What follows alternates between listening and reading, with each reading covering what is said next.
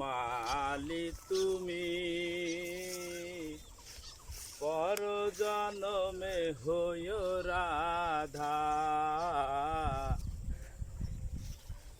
এই পুকুরে বা শেষা হয়েছে মনে হয় না?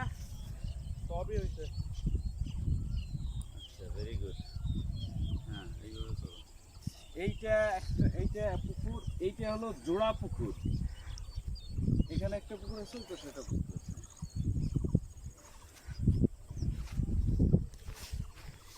হ্যালো গাইস, আজকে আমরা নেমেছি বিলে। আমাদের বাড়ির দক্ষিণ পাশে যে বিল, এইখানে আমাদের পুকুর আছে, বিলে পুকুর, যেখানে ন্যাচারাল মাছ আসে বর্ষার সময়।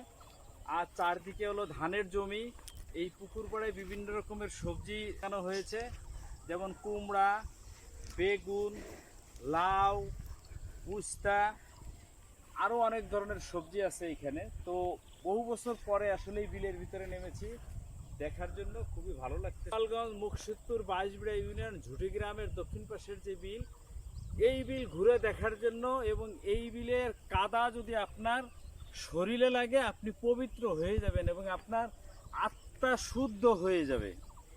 ঠিক আছে, এতে কি হবে, আপনি নতুন জীবন ফিরে পাবেন, আপনার আত্মার নতুন জন্ম হবে। যদি আপনার মনের ভিতরে কোনো কালিমা, শয়তানি, কূটবুদ্ধি থেকে থাকে, পাপ করে থাকেন, আপনি এই পুণ্যভূমিতে যদি আসেন, গোপালগঞ্জ একটা পুণ্যভূমি, যার উৎপত্তি স্থল হলো এই ঝুটি গ্রামের দক্ষিণ পাশের দুলের বিল।